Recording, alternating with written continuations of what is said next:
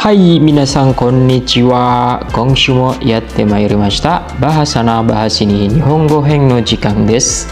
Halo semuanya, sekarang saatnya episode bahasa Jepang untuk minggu ini di Bahasana bahas ini.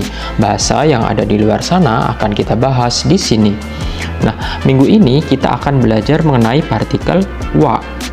Partikel ini biasa kita temui di awal-awal belajar bahasa Jepang ya. Tapi apa sih sebenarnya partikel wa? Nah, partikel wa ini ditulis dengan huruf hiragana H, tetapi bacanya wa. Oke, apa sih sebenarnya partikel wa? Yuk langsung kita bahas. Kita mulai dari pengertiannya dulu ya. Apa sih sebenarnya partikel wa? Partikel wa adalah partikel yang menandakan topik dari sebuah kalimat dan juga menandakan perbedaan atau perbandingan dari dua atau lebih hal. Jadi kuncinya adalah kata topik ya teman-teman, tolong diingat. Yang dimaksud dengan topik adalah sesuatu yang dijadikan bahan pembicaraan utama dari sebuah kalimat. Sebuah topik harus merupakan sesuatu berdasarkan informasi dan pengetahuan yang sudah diketahui sebelumnya, baik dari pembicaraan yang sedang berjalan, masa lampau, atau pengetahuan umum. Biar lebih jelas lagi, kita langsung masuk ke contohnya ya. Agar suatu informasi dapat dijadikan topik, maka perlu dikenalkan terlebih dahulu. Nah, dalam contoh kali ini kita akan memperkenalkannya dengan partikel ga terlebih dahulu. Di sini ada kalimat mukashi mukashi aru tokoro ni oji-san to oba-san ga sundeimashita. Oji-san wa yama e shibakari ni, oba-san wa kawa e sentaku ni ikimashita. Dahulu kala hiduplah seorang laki-laki dan perempuan tua. Suatu hari, laki-laki itu pergi ke gunung untuk mengambilkan kayu bakar, dan perempuan itu pergi ke sungai untuk mencuci pakaian. Nah, pada kalimat pertama, karena pembaca belum mengetahui apapun mengenai isi cerita, si penulis memperkenalkan tokoh-tokoh menggunakan partikel ga, yang di sini kita tandai dengan warna merah ya. Lalu pada kalimat kedua, karena sudah merupakan informasi lama, penulis menceritakan tokoh-tokoh tersebut menggunakan partikel wa, yang di sini kita tandain dengan huruf berwarna biru. Sampai di sini sudah paham? Nah, meskipun apa yang sedang mereka lakukan, dalam hal ini kalimat yang mengandung partikel wa, itu adalah merupakan informasi yang baru, tapi topiknya dalam kalimat tersebut sama sekali tidak baru. Jadi oji-san dan oba-san sebelumnya sudah disebutkan dalam kalimat yang pertama. Oke, sudah jelas ya?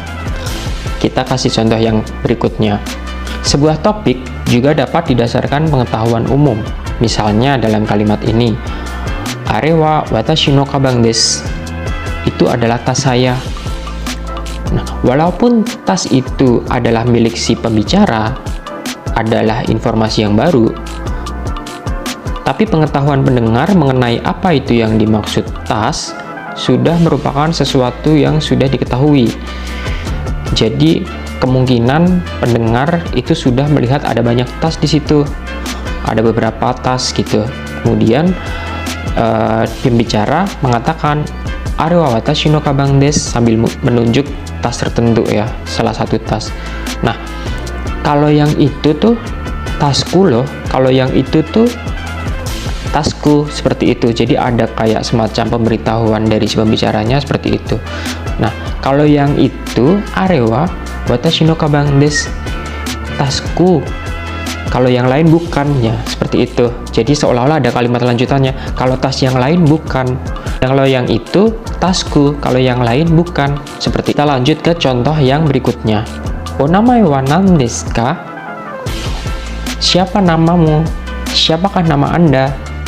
Nah, di sini kita semua tahu bahwa semua orang itu pasti punya nama. Sehingga pembicara tidak perlu tanya, apakah Anda punya nama? Kalau punya, siapa namanya? Tidak perlu ya seperti itu ya. Langsung aja saya tahu kalau Anda punya nama. Jadi saya mau tanya, onamae wa nan desu ka? Namanya siapa? Siapa nama Anda? Di sini topik yang diangkat oleh pembicara adalah perihal nama. Jadi sudah sama-sama maklum bahwa kita semua pasti punya nama. Saya ingin tahu nama Anda siapa. Onamae wa nan desu ka? Siapakah nama Anda? Biar lebih jelas lagi, kita langsung ke contoh yang berikutnya. Nihon wa shima no kuni desu. Jepang adalah negara kepulauan. Hampir semua orang tahu bahwa Jepang adalah salah satu dari ratusan negara di dunia. Nah, kita juga tahu bahwa Jepang adalah negara kepulauan. Jadi, kalimat ini bisa dikatakan sebagai kalimat pernyataan umum. Di sini topiknya adalah Nihon, Jepang. Nihon wa shima no kuni desu. Kalau Jepang itu negara kepulauan, kalau yang lain mungkin enggak seperti itu. Jadi seolah-olah ada kalimat penjelas di belakangnya bahwa negara lain itu bukan negara kepulauan. Langsung saja kita bahas ke materi berikutnya, yaitu konsep topikalisasi dari partikel wa. Nah, partikel wa sering terlihat seperti menandakan subjek atau bahkan objek dari sebuah kalimat. Tetapi sebenarnya wa tetap hanya menandakan topik. Oke, contohnya adalah watashi wa mainichi jimu ni ikimasu. Setiap hari saya pergi ke gym. Kata watashi terlihat seperti subjek, tapi sebenarnya wa hanya menandakan bahwa yang sedang dibicarakan di kalimat tersebut adalah watashi, bukan topik yang lain. Bila watashi wa dihilangkan, kalimat itu masih mempertahankan maknanya. Misalnya kalimatnya menjadi mainichi jimu ni ikimasu. Itu bisa berarti saya setiap hari pergi ke gym, tanpa kita harus menuliskan atau mengatakan watashi wa. Tergantung konteksnya. Tapi karena ini nanti konteksnya akan ambigu, maka pembicara atau penulis merasa perlu untuk menulis watashi wa mainichi jimu ni ikimasu untuk membatasi bahwa topik yang sedang saya angkat adalah tentang watashi, tentang saya. Jadi kalimatnya menjadi watashi wa mainichi jimu ni ikimasu. Kalau saya setiap hari pergi ke gym, seperti itu. Jadi dia membicarakan dirinya sendiri, bukan membicarakan topik yang lain, bukan orang lain. Seperti kita itu. Ambil contoh lagi. Keiki wa mou tabemashita. Keiki wa mou tabemashita. Kuenya sudah saya makan. Di sini keiki terlihat seperti objek dari kata kerja tabemashita, karena kita semua tahu bahwa pola kalimat dalam bahasa Jepang adalah kata benda, kata kerja. Itu menunjukkan bahwa bendanya itu diperlakukan sebagai objek. Tetapi sebenarnya wa hanya menandakan bahwa si pembicara sedang membicarakan tentang keiki. Dan dia memberitahu bahwa keiki itu sudah dimakan. Secara harfiah, kalimat di atas dapat diterjemahkan menjadi mengenai kue sudah dimakan. Kalau mengenai kue yang aku maupun kamu sama-sama tahu itu sudah dimakan loh, kurang lebih gambarannya seperti itu. Nah, bedakan dengan kalimat keiki wo mou tabemashita yang memang secara eksplisit menyatakan keiki sebagai objek menggunakan partikel o. Kemudian contoh berikutnya ada kalimat watashi wa ocha desu. Saya pesan teh. Kenapa artinya bisa saya pesan teh? Ini tidak lepas dari konteks.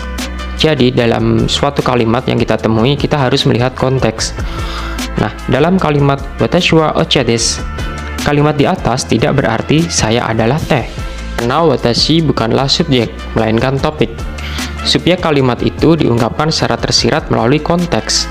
Konteks yang tepat di sini adalah ketika sedang memesan minuman, sehingga dapat dipahami bahwa subjeknya adalah apa yang si pembicara ingin minum.